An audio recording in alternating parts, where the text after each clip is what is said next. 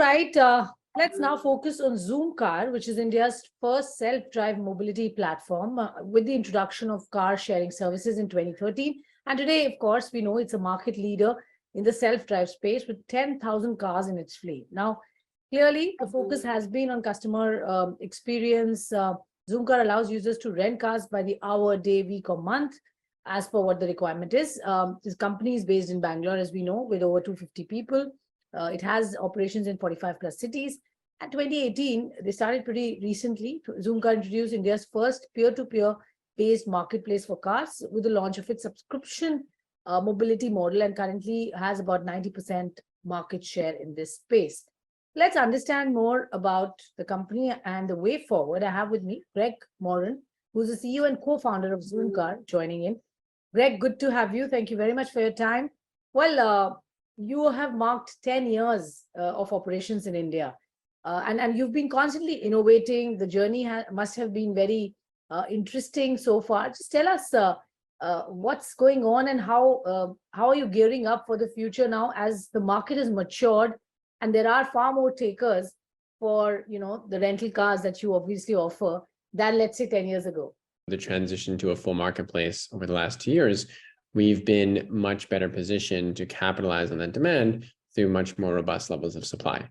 And as you're probably familiar with any consumer marketplace, whether it be in India or elsewhere, it's really all about that matching principle of having sufficient supply to hit demand. And in a fast-growing economy in a market like India, where we call home, at the end of the day, what we see is that demand is almost always going to outpace supply, so that the focus has to be on just really having a very sound way of continuously adding supply that's relevant for that demand. In our case, having vehicle hosts, so individual vehicle owners who are able to contribute their vehicles to the platform, their vehicle or vehicles to the platform, which then can better serve the other side, which is individuals who are looking to take vehicles for just a couple hours or a couple of days.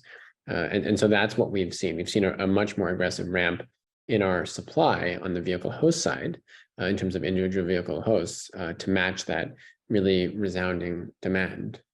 True that. So it's resounding demand that we are seeing, and we are capturing that every bit of it.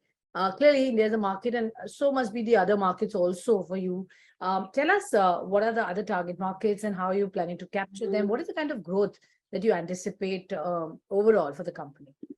Sure. Well, I think India right now is well over 90% of the business today. That number, certainly will evolve over time as some of these other geographies pick up. So I think we're also, with a pretty good footprint now in Indonesia, in Egypt, Vietnam, et cetera. And I think what we've seen, if you just, look at Indonesia, for example, close to 300 million people, very, very high impact economy in terms of their GDP growth and consumer income growth.